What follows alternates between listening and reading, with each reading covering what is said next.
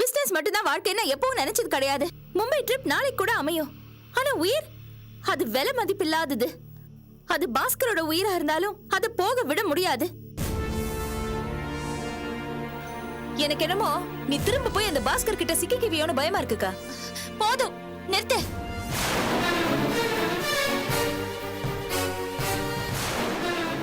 பாஸ்கரை பத்தி எல்லார விட எனக்கு தான் நல்லா தெரியும். நான் ஒண்ணு குழந்தை இல்ல. பாஸ்கரை நீ பார்த்துதான் தெரிஞ்சிட்டு இருக்க. ஆனா நான் பட்டு தெரிஞ்சிட்டு இருக்கேன்.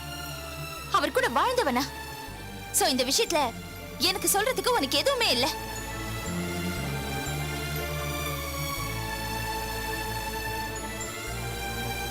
இப்ப சொல்றேன், இனிமே இந்த விஷயத்தை பத்தி யாரும் என்கிட்ட எதுவுமே கேட்க கூடாது.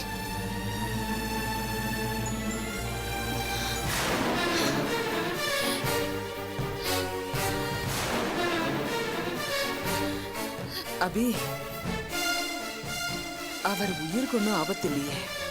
இல்ல. சரி, இவன் நாசமத்து போன உசுரோட இருந்தா என்ன செத்தா என்ன? வாய மூடுறா.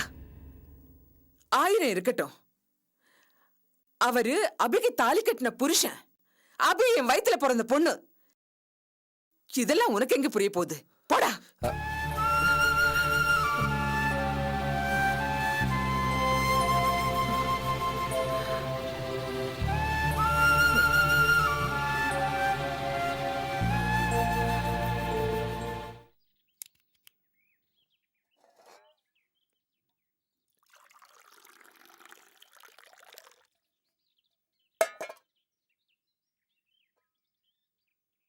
ஏ சுந்தரி, சுந்தரி, என்னக்கா? இந்த காஃபியை கொண்டு போய் உன் புருஷன்கிட்ட கொடு.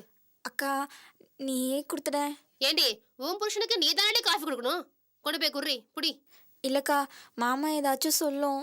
என்னடி இது? பொண்டாட்டிக்காரி காஃபி கொடுத்தா அவன் என்ன சொல்லுவான்? அப்படி ஏதாவது பேசினானா நீ வாய் மட்டும் சும்மா இருக்காத, பதிலுக்கு பேசு, புரியுதா? புடி, போடி, போ.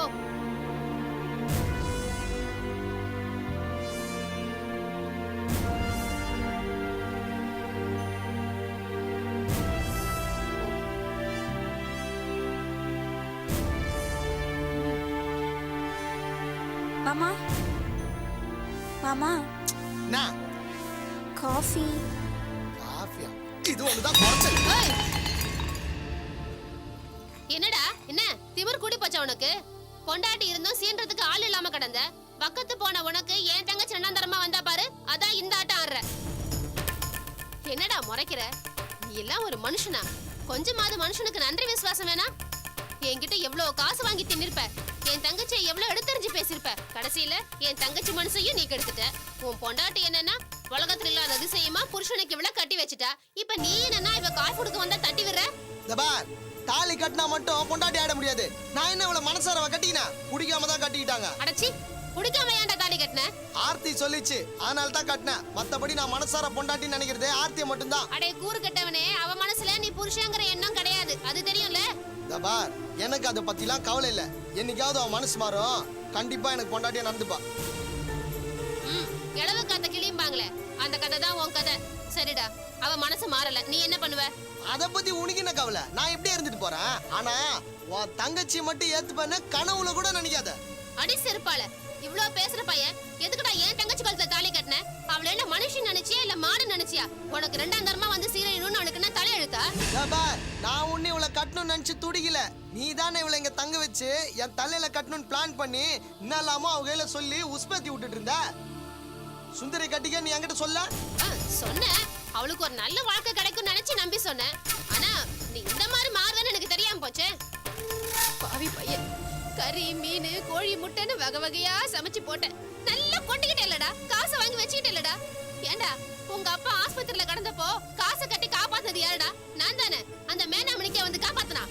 இந்த பாரு, மறுபடி வெறுப்பேத்துற மாதிரி பேசினா அப்புறம் நடக்கிறதே வேற. என்னடா பண்ணுவ? இல்ல என்ன பண்ணுவேன்னு கேக்குறேன். பல்ல தட்டிடுவேன். யார்கிட்ட என்னடா பேசுற?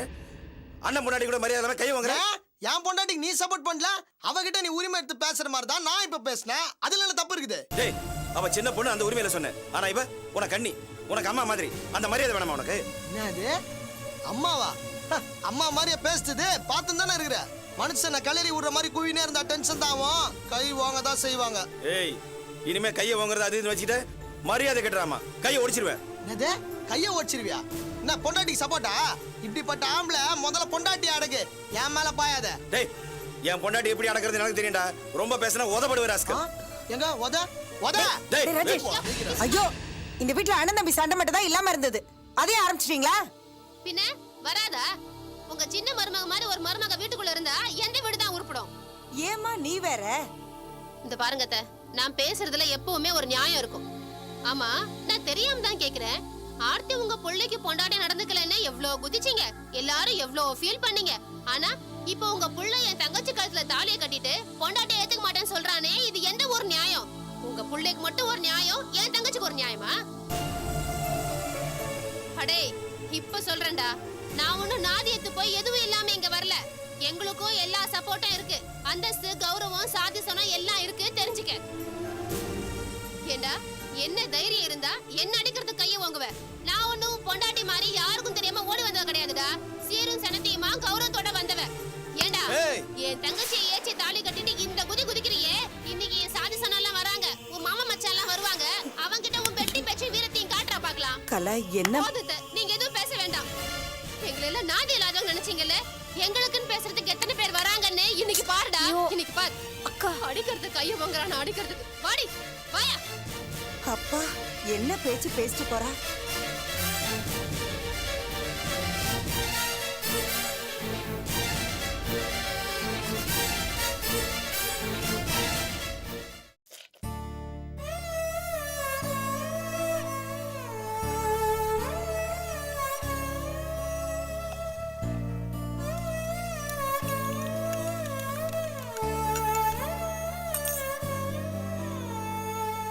பாஸ்கரா சாப்பிட்டு.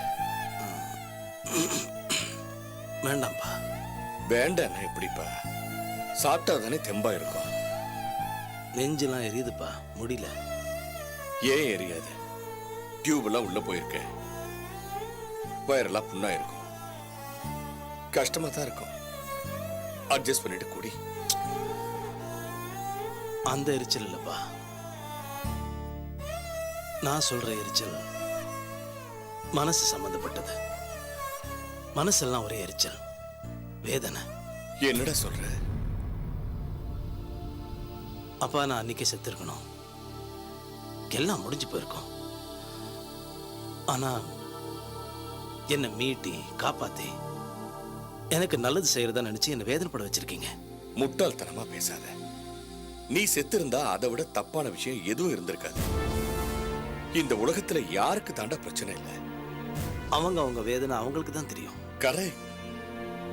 ஆனா நம்ம பிரச்சனை தான் ரொம்ப பெருசு, அதை தீர்க்கவே முடியாதுன்னு நினைச்சு சாகிறது தப்பு, மடத்தனம். நீ எடுத்தது ஒரு தப்பான முடிவு. மனுஷ பிறவிங்கிறது நமக்கு கிடைச்ச ஒரு அபூர்வமான வரம், வாய்ப்பு. உனக்கு ஒரு விஷயம் தெரியுமா? எந்த மிருகத்துக்காவது தாம் உயிரோட இருக்கோம், தாம் வாழறோம் அப்படிங்கிற உணர்வோ சிந்தனையோ இருக்கா? கிடையாது. இருந்தாலும் அது சந்தோஷமா வாழுது. எந்த மிருகமும் தற்கொலை பண்ணிக்கிறது இல்ல. ஏன்னா வாழறது அதோட கடமை, நியாயம். சிந்திக்க தெரியாத மிருகங்களே அப்படி இருக்கும்போது நாம தற்கொலை பத்தி யோசிக்கிறது எவ்வளவு அர்த்தமில்லாத விஷயம். பாஸ்கர், நீ உயிர் பொழைச்சதுனால ஒரு பெரிய நன்மை நடந்திருக்குப்பா. என்ன நன்மை நடந்தது? உங்களுக்கு என் மனசு புரியலப்பா. சாக கிடக்கிற ஒரு வீக்கான நேரத்துல அவிக்கு நான் ஃபோன் பண்ணேன். இப்போ யாரு கூடயும் மூஞ்சி கொடுத்து பேச முடியல, அவமானமா இருக்கு. என் வேதனை உங்களுக்கு புரியாதுப்பா.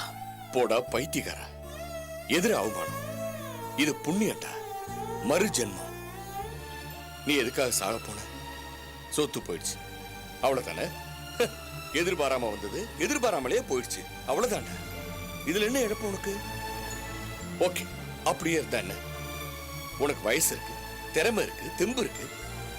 நீ நினைச்சா இதை விட நிறைய சம்பாதிக்க முடியும்டா.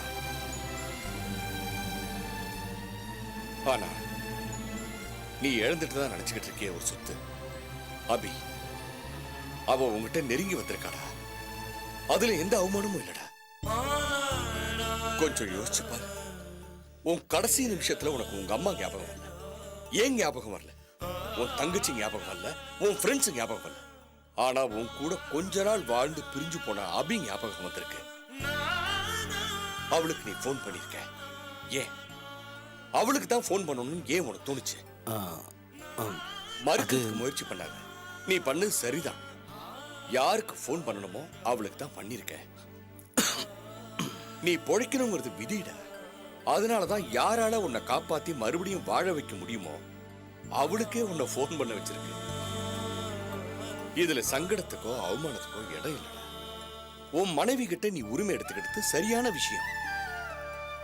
பாஸ்கர், எனக்கு நல்லா தெரியும், அபி எந்த காலத்திலயுமே உன்னை எதிரியா நினைச்சதே இல்லடா. நீ நல்லா இருக்கணும், லைஃப்ல ஜெயிக்கணும்னு நினைச்சவதான் அவ. டேய், அபி மறுபடியும் உன் கூட சேர்ந்துருவான்னு எனக்கு தோணுது. அது உனக்கு தான் நல்லது. அவன் நெருங்கி வர வர நீ மேலும் மேலும் நல்ல உயரத்துக்கு போவ.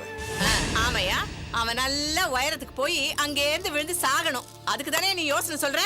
அலமேலு, ஏயா இவன் தான் கிறுக்குத்தனமா சாகிறதுக்கு முன்னாடி அந்த சிரிக்கைக்கு போன் பண்ணானா நீ என்ன அவளுக்கு வக்காலத்து வாங்குறியா? யோ, இவன் சாக நினைச்சது எவ்வளவு தப்போ அதே அளவு தப்பு தான் மறுபடியும் அந்த சிரிக்கையை பத்தி நினைக்கிறது. ரெண்டுக்கும் ஒண்ணும் வித்தியாசம் கிடையாதுயா. நான் உன்னை மனுஷியாவே நினைக்கல. வாய முடியா, கழுதைக்கு தெரியுமா கற்பூர வாசனை? இத பாரியா, நீ ஒண்ணு என்ன மதிக்க வேணாம். ஆனா இந்த குடும்பத்துல என்ன மீறி எதுவுமே நடக்காது. அத முதல்ல ஞாபகம் வச்சுக்கோ. அம்புட்டியும் இழந்துட்டு இவன் வந்து ஆஸ்பத்திரியில படுத்து கிடக்கான். நமக்கு ஒதுங்கிறதுக்குன்னு ஒரு குடிசை கூட கிடையாது, தெரியுமில்ல அது? அதுக்கு முதல்ல ஒரு வழி பண்ணியா. அதை விட்டுட்டு ஆபியா ஆபி என்னத்தையா கிழிச்சாவ? என்னமோ வந்தா இவன் ஆஸ்பத்திரியில போட்டுட்டு போயிட்டே இருந்துட்டா. அதனாலதான் இன்னைக்கு உன் பையன் உயிரோடயே இருக்கான். அது கூட எதுக்கு தெரியுமா? நான் தான் காப்பாத்துனேன்னு வெளியில பெருமையா பீத்திக்கிறதுக்கு. அவ எப்பவுமே பெருமைக்கு மாவிடிக்கிறவ தானையா. நான் தான் காப்பாத்துனேன்னு ஊரெல்லாம் போய் சொல்லி காட்டி அசிங்கப்படுத்துவாயா? நீ வேணா பாரு. என்னையா அலமேலு, இதெல்லாம் நடக்கும். நீ வேணா பாரு. ப்ளீஸ் கொஞ்சம் பேசாம இருங்க. என்ன தனியா இருக்க விடுங்க, போங்க. போ.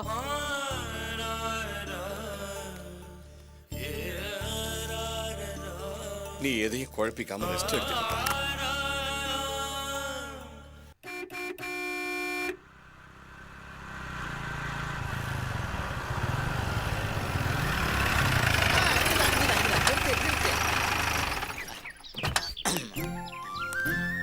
தம்பி மூக்காண்டி, சாமான்லாம் எடுத்துக்க. பொண்டுகள் எல்லாம் இறங்கி வர சொல்லு. வாங்க. மாப்பிள்ள கூட ஆமாண்டா, இதான் நம்ம வீடு. ரொம்ப பிரமாதமா இருக்கு. ஏ மருமகளே, சீக்கிரமா வாமா.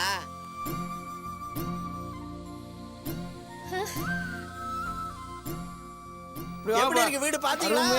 வாங்கப்பா, வாங்கம்மா. உங்களை தான் எதிர்பார்த்துட்டு இருக்கேன். வாங்கண்ணே, வாங்க சித்தப்பா, வாங்க வாங்க. எல்லாம் வாங்கப்பா.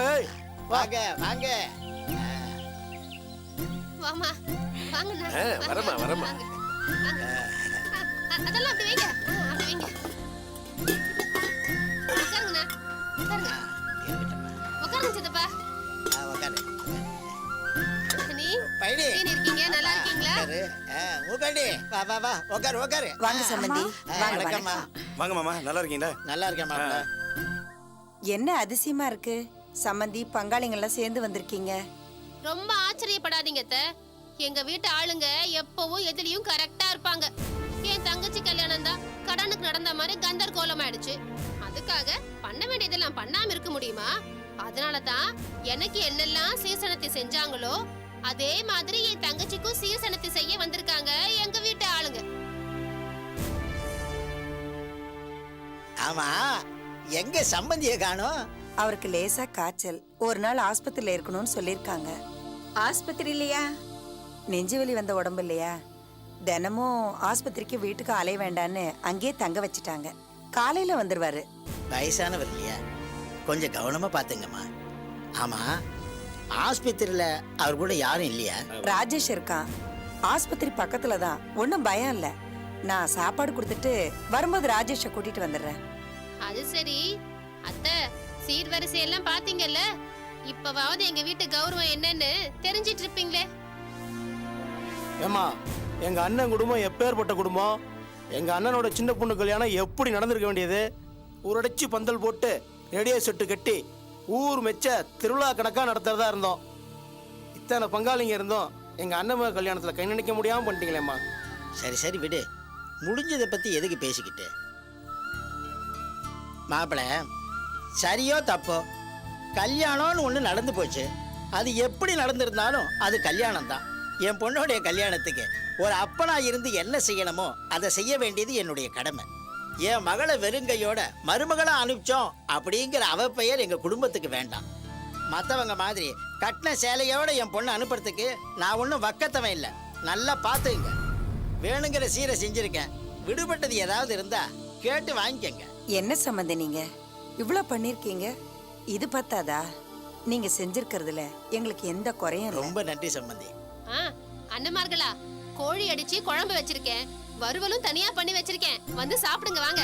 என்னமா தங்கச்சி, உன் கையால சாப்பிட்டு எத்தனை நாள் ஆச்சு? அதுக்கு தானே கிளம்பி வந்திருக்கோம்.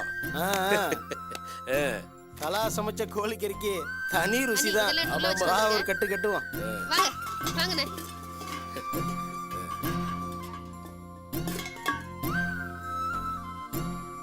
சம்மந்தி நீங்க சாப்பிட்டுட்டு இருங்க, நான் ஆஸ்பத்திரிக்கு போய் சாப்பாடு கொடுத்துட்டு வந்தேன். சரிங்க சம்பந்தி. சுந்தரி, சந்தோஷமா இருக்கியாமா? உன் சந்தோஷம் தாம்மா எங்களுக்கு முக்கியம்.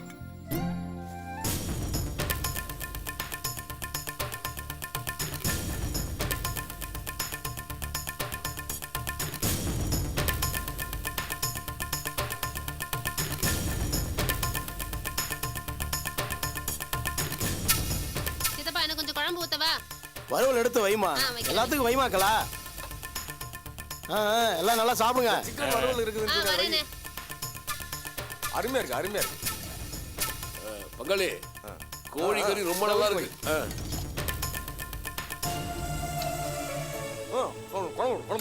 எடுத்துட்டு வரேன். இருக்கிறதெல்லாம் அள்ளி அப்படியே கொட்டுமா. மாமா, அண்ணே, திருப்தியா கேட்டு வாங்கி சாப்பிடுங்க.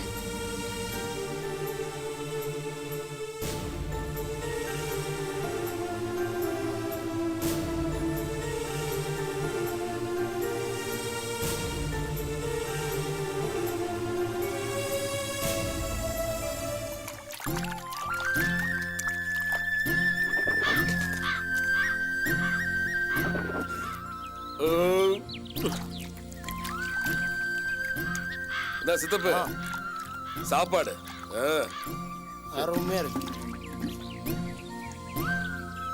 என்னண்ணே, சாப்பாடு எப்படி இருந்துச்சு? பிரமாதம் தங்கச்சி, உன் கை பக்குவமே தனிமா. அதுல இந்த வறுவல் இருக்கேம்மா, சூப்பர்மா. சும்மா கேட்டு கேட்டுல வாங்கி சாப்பிட்டேன். கேட்டு கேட்டு வாங்கி தின்னதெல்லாம் சரி, வந்த ஜோலி என்ன ஞாபகம் இருக்குல்ல? நீங்க பாட்டு கரையும் சோத்தையும் தின்னுட்டு கையை கழுவி வேட்டியில் தொடச்சிட்டு கிளம்பிடாதீங்க. என்ன தங்கச்சி இப்படி கேட்டுவிட்ட? அதுக்கு இல்லன்னு, நீங்க வந்திருக்கிற ஜோலி ரொம்ப முக்கியமான ஜோலி. என் தங்கச்சிக்காரு சக்காலத்திய வீட்டை விட்டு துரத்தணும், ஞாபகம் இருக்குல்ல? அத மறப்படா தங்கச்சி. இந்த அண்ணனை பார்த்து இப்படி கேக்குற? ஆமா, நானும் வந்ததுல இருந்து பாக்குறேன். எங்க அந்த புள்ளைய காணோம்? அவ எங்க போவா? உள்ளதான் இருக்கா.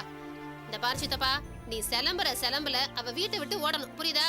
இங்க பாரு, அவளை சாதாரணமா நினைச்சிடாத. சரியான அழுத்தக்காரி, ஊமை கொட்ட மாதிரி உட்காந்துட்டே இருப்பா. இந்தா போய் சரக்கு அடிச்சிட்டு வா. என்னம்மா, சாப்பாட்டுக்கு முன்னாடி கொடுத்துருந்தீங்கன்னா விருந்தே களை கட்டிக்கிறீங்கம்மா. சரி சரி, ரொம்ப அலட்டாத. இந்த பாரு சித்தப்பா, ஓவரா குடிச்சிட்டு நீ பாட்டுக்கு வந்து சாஞ்சிடாத. லிமிட்டா குடிச்சிட்டு வா. என்னம்மா, அதெல்லாம் நான் ஸ்டடியா இருப்பேம்மா. நீ பேசுற பேச்சுல அவ பிச்சுக்கிட்டு ஓடணும். எனக்கே சொல்லி தெரியா? நான் எத்தனை பஞ்சாயத்தை பார்த்துருக்கேன். அத்தூரத்துல என்ன அடிச்சுக்க நம்ம ஊர்ல ஆளே இல்லைன்னு உனக்கே தெரியும்ல? தெரியும் தெரியும். அம்மா, சப்போர்ட்டுக்கு ஆள் இல்லாத புள்ளன்ற, படிச்ச புள்ளன்ற, எங்க பேச்ச கேட்டு கோழி குஞ்சு மாதிரி நடுங்கி ஓட போகுது பார். சரி, போயிட்டு வந்துடுறோம் சித்தப்ப. வந்துடுறான். போலாமா? வாங்க வாங்க.